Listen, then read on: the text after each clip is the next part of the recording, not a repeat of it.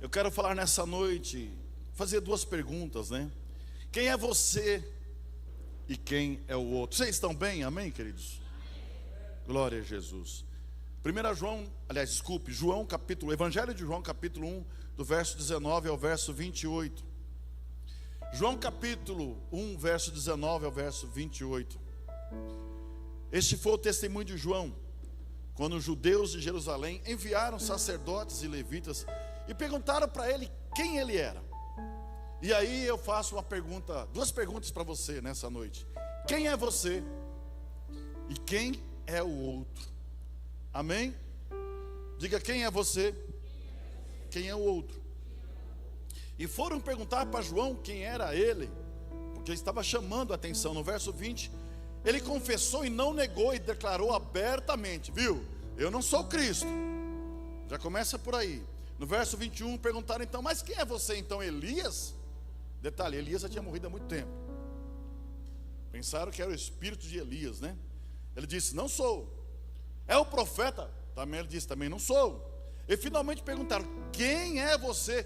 Dê-nos uma resposta para a gente levar essa resposta para quem nos mandou vir aqui.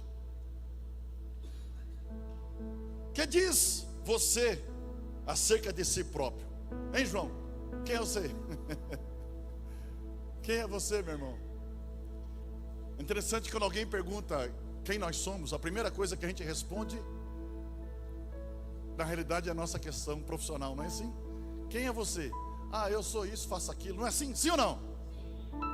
Mas não é isso que o Espírito Santo de Deus está perguntando nessa noite. Ele quer saber quem é você na essência. Se tirar sua profissão, se tirar tudo de você, quem é você?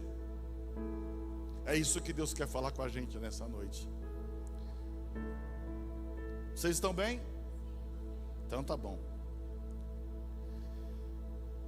Verso 23, João respondeu com palavras do profeta Isaías. Ele busca um atributo da palavra de Deus para responder quem ele era. E na realidade ele quis mostrar de uma forma muito insignificante quem era ele.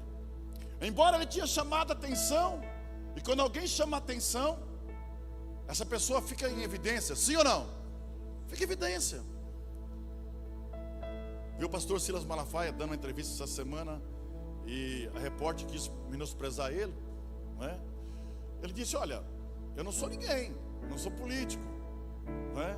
Eu defendo algumas teses que têm a ver com a política, mas se eu não fosse ninguém, vocês também não estavam me chamando aqui. Eu só estou aqui porque vocês reconheceram alguma coisa. Mas João, ele usa um versículo lá de Isaías capítulo 40 e verso 3. Ele usa lá um princípio, uma palavra que está lá em Isaías 40 verso 3. Ele diz, eu sou a voz que clama no deserto, faça um caminho reto para o Senhor. Ou seja, ele acabou não dizendo quem ele era. Ele disse, olha, eu não sou nada, não é? Eu sou apenas uma voz que clama no deserto. Já clamou no deserto? Deserto tem alguém para ouvir? Sim ou não? Não tem. Então ele quis dizer, olha, sou ninguém. Mas ele continua. Aleluia. Eu acho essa passagem linda, irmãos. Me emociona quando eu leio ela. Porque ele continua, porque aí os fariseus, a gente pega essa palavra fariseu, a gente quer trazer uma conotação ruim. Ah, você é um fariseu. Não, não é isso, pera. Fariseu era aquele camarada que cuidava das leis religiosas, para que as leis religiosas fossem cumpridas. E depois se tornou uma questão pejorativa, porque eles ficavam pegando no pé de Jesus, né? Mas aí alguns fariseus que foram enviados interrogaram ele. Então você batiza? Porque se você batiza, se não é o Cristo, se você não é Elias nem profeta, aí responde João mostrando a sua insignificância nesse processo. Eu batizo com água, verso 26. Mas entre vocês está alguém, está por aí, está perto de vocês, está por aí, vocês não perceberam ainda. Olha aí, mas entre vocês está alguém que vocês não conhecem. Ele é aquele que vem depois de mim, cujas correias, ou seja, o sapato dele eu não sou digno de mexer, desamarrar o sapato dele. Se vocês estão achando que eu tenho alguma importância aqui, por isso vocês vieram aqui, mas que vem depois de mim, eu não sou digno de mexer no sapato dele. Tudo isso aconteceu lá em Betânia, do outro lado do Jordão, onde João estava batizando. Amém, queridos? Aleluia. Então quem é você? Quem não sabe quem é, perde tempo para saber o que os outros são. Quem não sabe, que não sabe, já é alguma coisa. Porque se você sabe que você não sabe, você vai procurar saber. Sim ou não? O princípio de você chegar-se a Deus é um princípio muito simples, mas complicado, porque ele esbarra no nosso orgulho. O princípio de chegar-se a Deus é reconhecer que nós somos pecadores em primeiro lugar. Porque quando nós reconhecemos que nós somos pecadores, nós estamos valorizando a obra expiatória de Jesus na cruz do Calvário. Então, o problema é que às vezes a gente não sabe quem a gente é. E às vezes somos ignorantes. Ignorante é aquele que acha que sabe, mas não sabe. Mas todas as pessoas que chegaram próximas de Jesus e alcançaram uma bênção de Jesus, reconheceram quem eles eram. Tem uma passagem linda que mostra de um capitão, um centurião, um homem que comandava bastante homens. E ele chega para Jesus e um dos seus servos está doente, que ele gostava muito, está já próximo da morte. Ele chega para Jesus: Jesus, eu sou um comandante. Se eu digo para o meu servo, ele vai, ele vai. Se eu digo vem, ele vem. Eu até poderia pedir para o senhor em casa orar para o meu servo, mas minha casa não é digna de receber o senhor.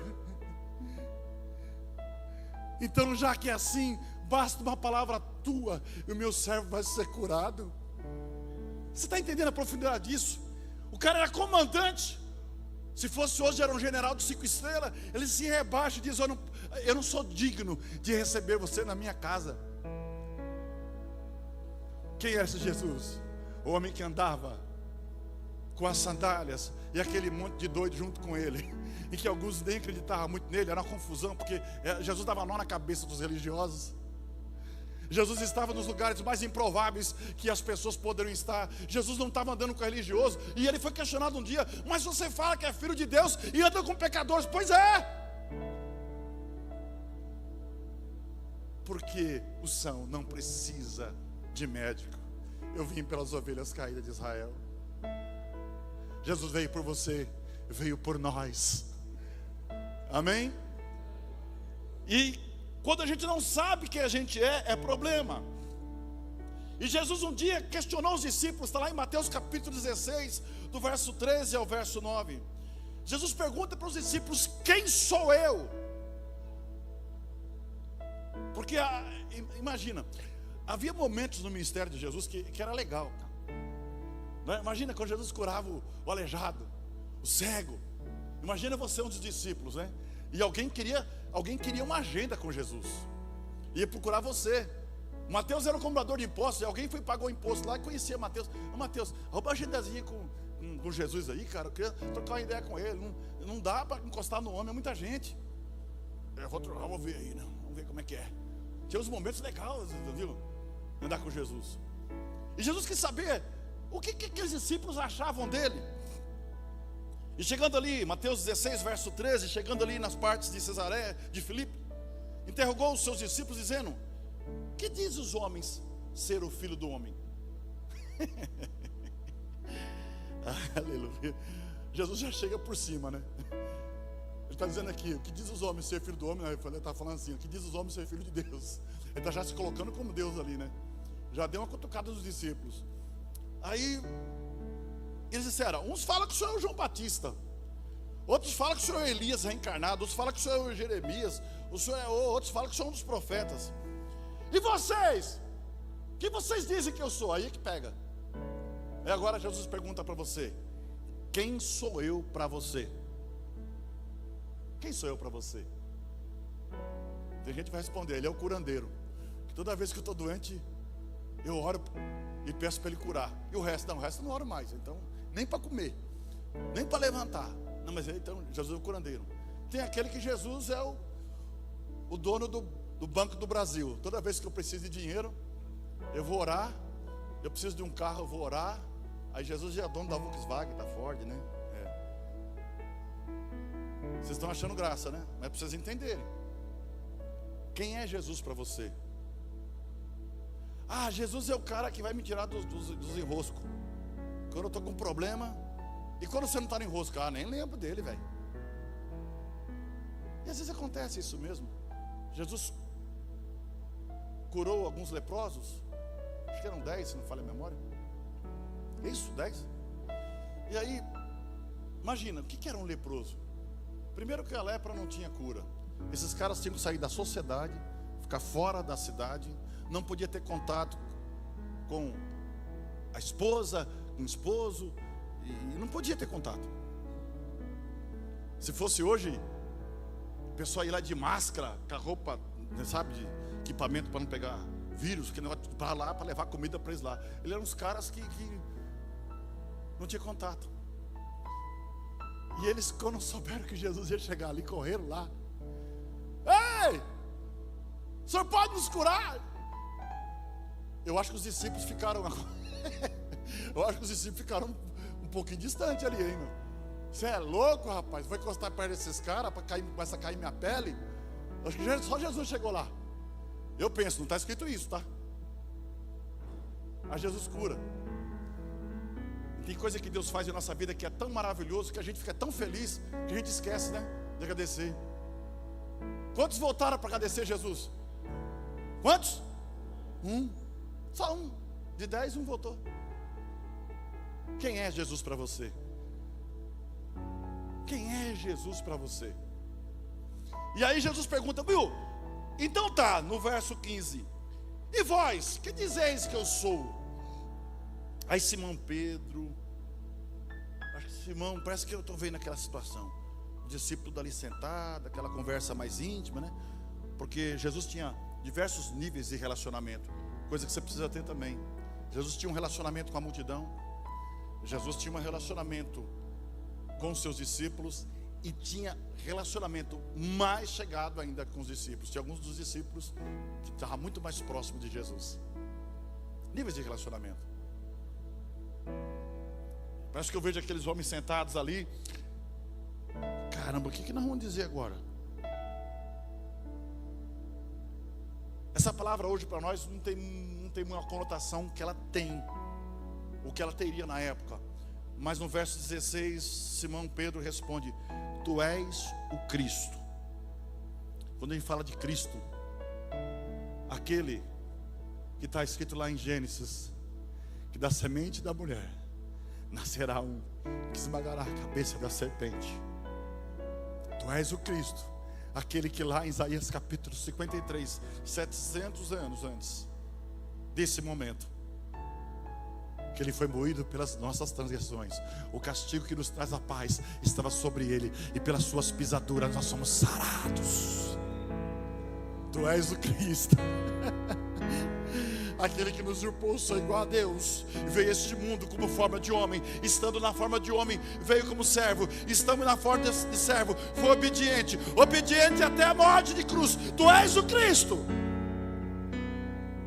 Reconhecer que um homem, filho de Dona Maria, de São José, lá de Nazaré, era Cristo, era muito.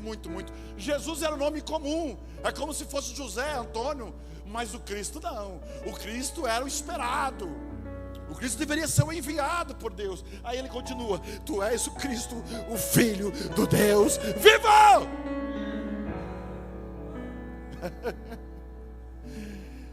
Aleluia.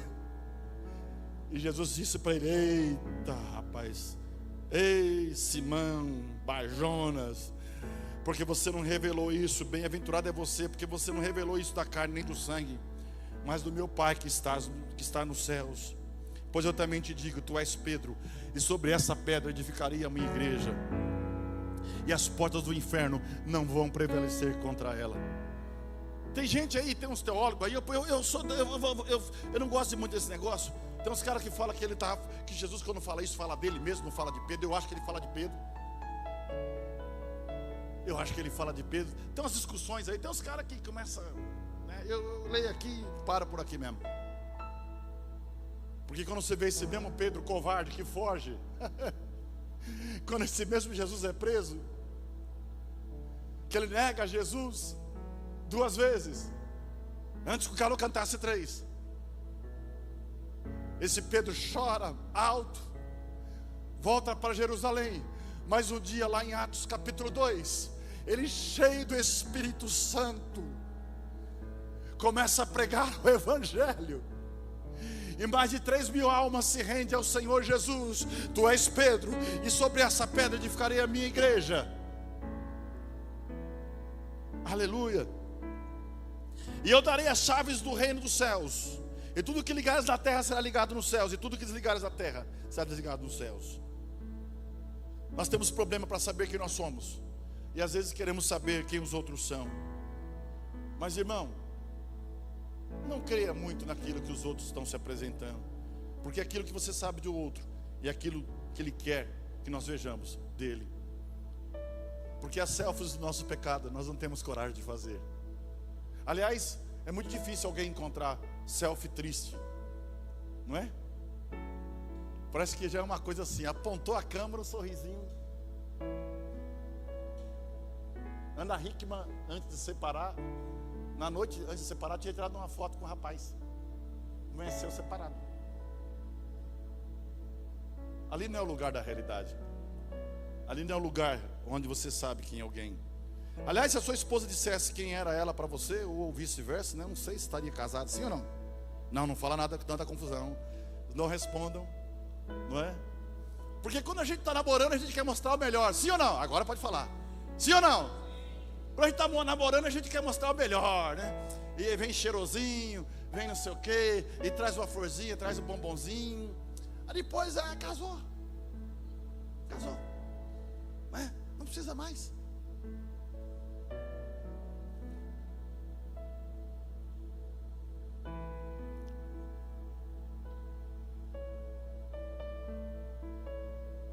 Mas Jesus, ele cuida da noiva. Ele mandou o Espírito Santo para cuidar dessa noiva, que é a igreja. Então que você cuide também, que você não perca essa essência. Eu já contei isso aqui, mas tem uma fábula de um homem que era quebrador de pedras. Imagina quebrar pedras. Um homem ganhava a vida quebrando pedras. Ele era um quebrador de pedras da cidade. Porém, nunca estava contente com a vida que levava. E aí ele viu um homem rico conduzindo um elefante. Um dia ele estava indo trabalhar e passou na frente da casa do homem rico, do elefante. E já no fundo do seu coração ele teve um sentimento forte: a inveja. A inveja não admira, ela conspira. Então ele desejou bem baixinho ser aquele homem. Como eu queria ser aquele homem e ter as riquezas e o conforto que ele tem. Então magicamente ele se tornou o homem rico, e ele foi finalmente usufruir de todo o conforto. Chegou um comandante muito poderoso, e todos os dias passavam por ali, e as pessoas prestavam continência para aquele comandante. Mais uma vez ele teve inveja, porque invejoso nunca se contenta. Então ele desejou mais uma vez: como eu queria ser aquele comandante, para que todos se curvassem diante de mim. E mais uma vez, como no passe de mágica, ele se tornou um comandante. Então ele foi subir no cavalo para seguir sua jornada e ver todos se curvarem para ele. E ele não aguentou o sol escaldante, e ele caiu. E ele teve inveja do sol. Como eu queria ser um sol, ser mais poderoso ainda. E mais uma vez, como um passe de mágica, ele virou sol. Então quando ele foi derrubar, quando ele foi derrubar um comandante poderoso, ele agora é o sol, ele queria, se vingar. Aí veio um comandante e falou: vou esquentar.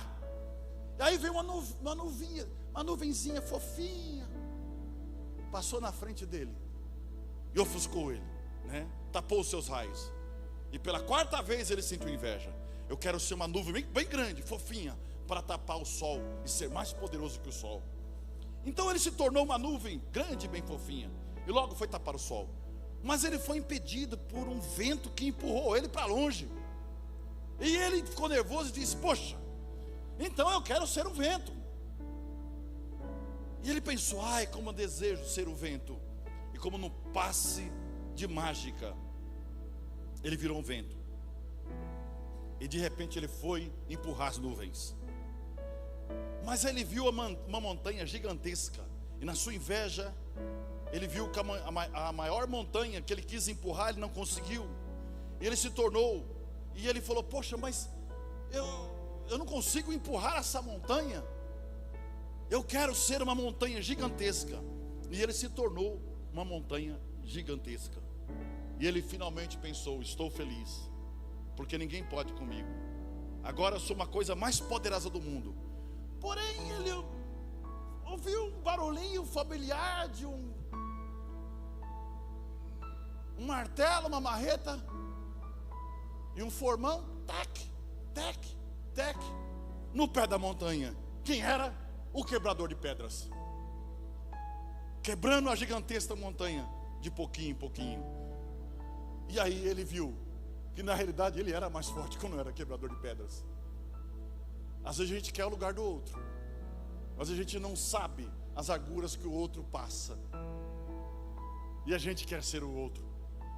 A inveja na nossa vida é como um penhasco, sempre nos leva a maior altura, mas ao mesmo tempo nos leva na parte mais baixa, porque o tombo pode ser grande. Nessa vida tem a pessoa que você pensa que é, a pessoa que os outros acham que você é, e tem a pessoa que realmente você é. E quem realmente você é, ele sabe e ele conhece. E é interessante que às vezes nós queremos fazer coisas que não é para a gente fazer, não é da nossa função. A Bíblia fala lá em 2 Crônicas, capítulo 26 e verso 16, conta a história do rei Uzias, que ele era rei, se achou poderoso, ele foi queimar incenso no altar.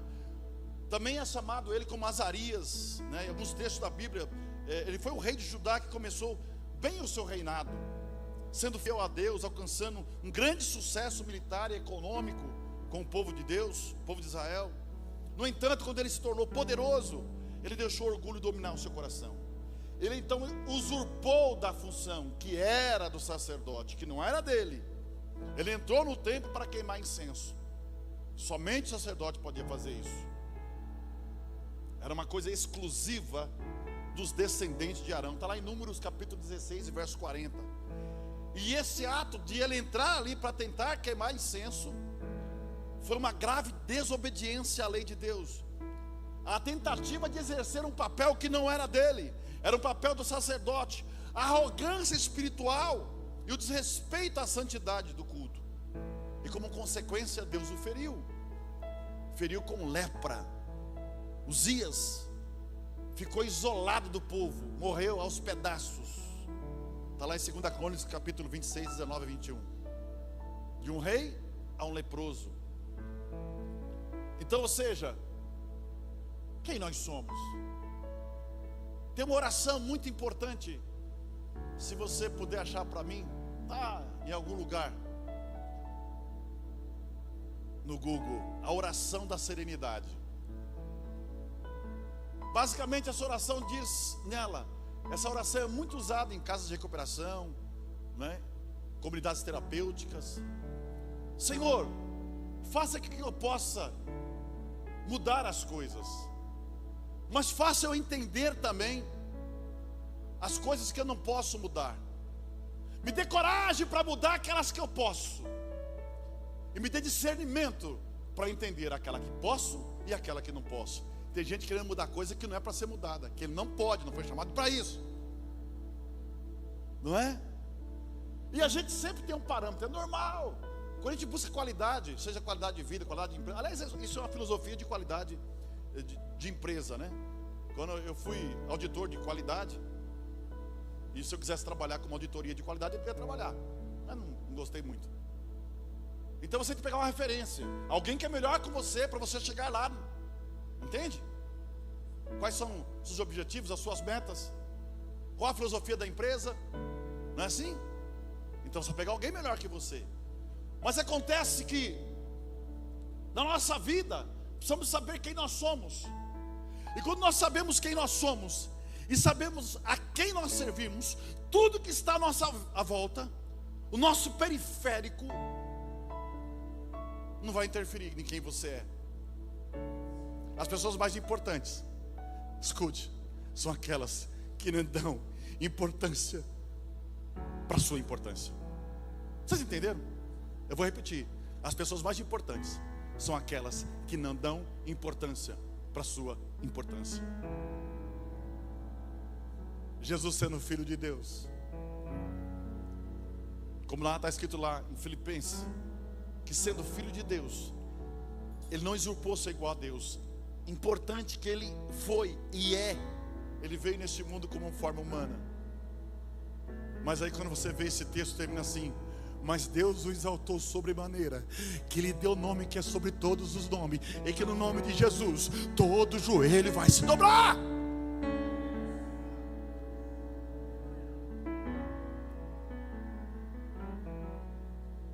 Entende?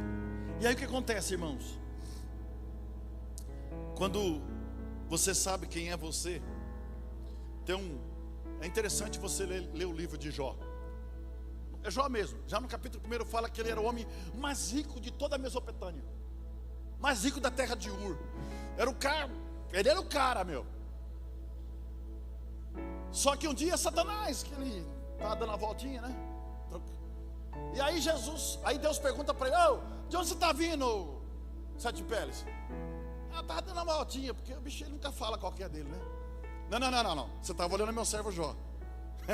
Ô irmão, tem gente olhando para você.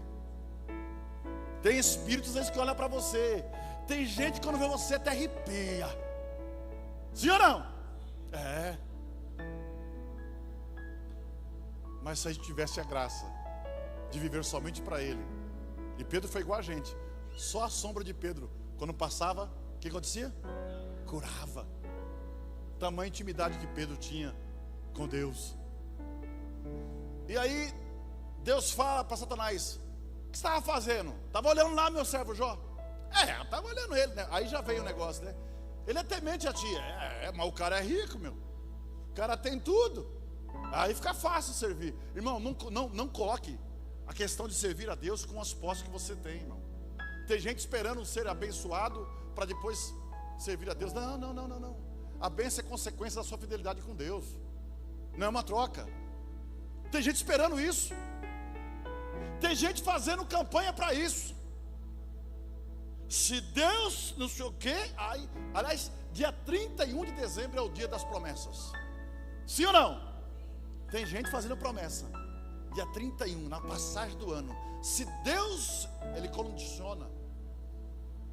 O amor a Deus não pode ser condicional, porque o amor dele com a gente também é incondicional. Porque ainda que nós somos infiéis, só citamos um texto bíblico, Ele permanece fiel, porque Ele não pode negar-se a si mesmo. Aleluia. E aí Satanás fala: mas o cara é fiel mesmo a ti, pô, o cara é rico, o cara tem tudo. Então você vai lá e acaba com tudo que ele tem. Só não toca na alma dele. Destrói tudo. Aí roubaram o gado, roubaram a ovelha, acabaram com tudo. Veio um relâmpago, matou uns gados, veio não sei o que, e os filhos morreram, virou uma confusão danada. E ele faz uma oração que eu não tinha condição de fazer. Jó capítulo 1. Eu não tinha condição de fazer. E ali você entende porque Jó era abençoado. Nu saí do ventre da minha mãe, e nu voltarei para o pó da terra. O Senhor Deus deu e Ele tirou. Bendito seja o nome do Senhor. Jó sabia quem Ele era. Jó sabia quem Deus era. Então quando você parar de condicionar as coisas no seu amor com Deus, você vai crescer em todas as áreas da sua vida. Mas quando você estiver condicionando, você não vai crescer, meu irmão. Eu sei que você queria ouvir uma mensagem diferente,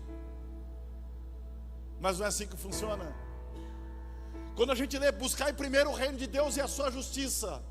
Buscar primeiro o reino de Deus e a sua justiça, e as demais coisas vos serão acrescentadas. Quando você pega Jesus falando, citando os 10 mandamentos, ele fala: viu, acaba com esse negócio de 10 mandamentos. Só tem 2 mandamentos: amar a Deus sobre todas as coisas e o próximo como a ti mesmo. Porque se você fizer isso, você vai cumprir os outros 9.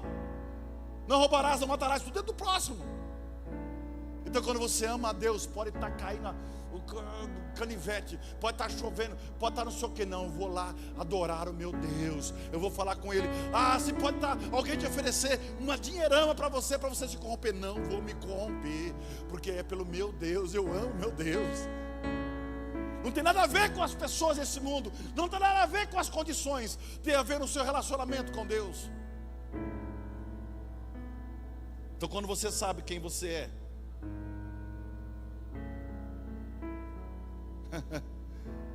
você alcança a bênção. A Bíblia cita 2 exemplos de 2 homens que perceberam quem eles eram. Está lá em Lucas 18, verso 35 ao verso 43. Um era um cego, estava sentado junto a um caminho, pedindo, um cego de nascença, pedindo esmola, uma esmolinha pelo amor de Deus. Mas ele sabia que ali ia passar um homem, o Jesus, filho da Dona Maria, de São José. E ele disse: essa é a condição que eu tenho de ser curado, eu só tenho essa chance. Ele sabia quem ele era, ele sabia quem Jesus era, mas ele nunca teve com Jesus, mas ouviu dizer. Tem gente que está perdendo a bênção porque não está entendendo. Jesus está aqui nessa noite, meu irmão. Você não está entendendo. Ele sabia que ele ia passar lá, ele sabia da condição dele. E aí ele pega, faz uma coisa absurda para o judeu. O rei Davi era um cara, e é até hoje, de uma estima muito grande para o judeu. Aí ele, para chamar a atenção de Jesus, ele usa uma estratégia. Jesus, filho de Davi, tem misericórdia de mim. Ele reconhece em Jesus um reino, ele reconhece em Jesus uma autoridade, ele reconhece em Jesus uma honra. E aí mandaram ele calar a boca, ele gritava mais ainda. É como se ele dissesse: eu sei quem eu sou, eu não sou nada, eu realmente não tenho condição nenhuma, eu sou apenas um cego, um pedinte, mas está passando alguém aí, que é o Rei dos Reis e Senhor dos Senhores. E ele gritava. Ele reconheceu que Jesus era a única resposta para a sua condição. Jesus não ignorou a sua pobreza, nem a condição marginalizada. Jesus parou para ouvir. O que queres que eu te faça? Oh Senhor, que eu veja. Jesus disse: vê, a tua fé te salvou. E ele tem a imagem mais linda que o ser humano podia ter. A primeira imagem é ver o Filho de Deus na sua frente. Jesus escuta os humildes, reconhece os que buscam Ele de coração. Mas Jesus, entrando, ali estava saindo de Jericó, mas ele entrando, um dia antes, aconteceu uma coisa interessante. Um homem rico, também sabe da sua condição, conhecia a sua condição. Um homem influente, está em Lucas capítulo 19, verso 1 a 10. Este homem era chamado Zaqueu. Ele era chefe dos cobradores de impostos. Era um homem rico, poderoso, mas espiritualmente vazio. Ele procurava uma cura para esse vazio espiritual. Ele sabia que faltava algo em sua vida, ele sabia da sua condição, e ele não tinha como estar entre a multidão. Primeiro que ele poderia ter problema, ele não era pessoa, era persona não grata, não era a pessoa que as pessoas queiram ter perto. E segundo, ele era pequeno. Mas ele sobe numa figueira, sobe naquela árvore, espera Jesus passar. Ele também sabia quem ele era, ele também sabia quem Jesus era.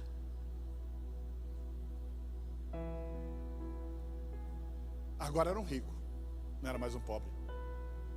Jesus para embaixo da figueira e chama ele pelo nome. Eu acho que o coração dele veio na boca. Como é que ele sabia que eu estava aqui? Como é que ele conhecia meu nome? Jesus te conhece, irmão. Você pode não saber quem é ele, você não entendeu ainda quem é ele, mas ele te conhece.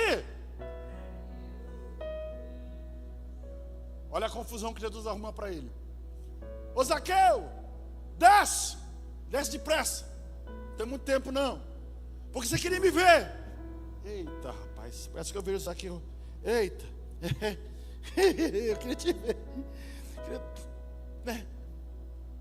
Mas você não vai só me ver, eu vou dormir lá na sua casa. Você acha que foi pouquinha gente para casa de Zaqueu, né? Eu acho que vai ficar ali aquele monte de gente lá de fora esperando amanhecer o dia. Eu preciso tocar nesse homem, preciso entender como é que é. Eu vou pousar na sua casa. Aleluia. Mas olha como Zaqueu, ele reconhece, antes de qualquer coisa, ele reconhece quem ele é. Ele fala, Lucas 19, verso 8: Senhor, eu resolvo dar aos pobres a metade dos meus bens. Se alguma coisa eu tenho defraudado alguém, eu vou restituir quadruplicado. Às vezes o dinheiro ele não vai comprar a felicidade. O dinheiro às vezes não vai chegar onde você quer chegar, porque é um vazio. Mas quando você reconhece quem você é, aleluia. Zaqueu já tinha entendido isso, e Jesus, por ser onisciente, sabia que ali já estava um coração convertido naquela figueira. Jesus não chamou Zaqueu esperando essa confissão, ele já sabia que ia ter essa confissão. Desce. Jesus quer pousar na sua casa. Jesus quer fazer parte da sua vida. Ele quer ser a primeira pessoa que você vai falar ao amanhecer, a última pessoa que você vai falar ao se deitar. Ele quer essa pessoa que vai caminhar com você durante o dia. Ele quer ser aquela pessoa que vai estar com você em todos os momentos. Já estou terminando. Que sejas meu universo. Acha para mim aí. Me ajude aqui vocês. Jesus conhece o coração e ele age com graça. Jesus vê no cego e ele responde com milagre. Ele disse: vê, a tua fé te salvou. Lucas 18, 42. Jesus viu o arrependimento de Zaqueu e respondeu com salvação. Olha que Jesus fala para Zaqueu, Lucas 19, verso 9: hoje veio salvação a esta casa. Eita, isso é bonito também. Será que tem isso aí também? Hoje veio salvação a essa casa. Você quer ouvir isso de Jesus? Amém? Se coloque de pé. Esses dois foram transformados, não por uma condição social ou por a sua condição social, mas pela condição do coração, de reconhecerem primeiro quem eles eram e quem Jesus era. Jesus sabe quem nós somos. A maior virtude e a maior alegria que nós poderemos ter é naquele dia sermos chamados pelo nome por Jesus. Porque tem uma passagem que diz que muitos vão chegar para ele: Senhor, em teu nome expulsei os demônios, Senhor, em teu nome curei os enfermos. Ele vai dizer: apartai vós de mim, malditos, para o fogo eterno, porque eu não vos conheço. Jefferson, eu te conheço. Antônio, eu te conheço. André, eu te conheço. Augusto, eu te conheço. Renata, eu te conheço. Entende? Que coisa maravilhosa. Jesus conhece a tua dor, tua necessidade, tua história. Ele não ora para a sua conta bancária, o seu currículo, os seus erros do passado. Ele olha para o seu coração. Se você, como cego, é marginalizado, necessitado, está sofrendo, ou como Zaqueu, que parece ter tudo, mas sentiu um vazio interior, Jesus quer hoje fazer parte da sua história. Clame por Ele, suba numa árvore se for preciso, porque Ele está passando. Ele quer parar na sua vida. Ele quer ir para a sua casa.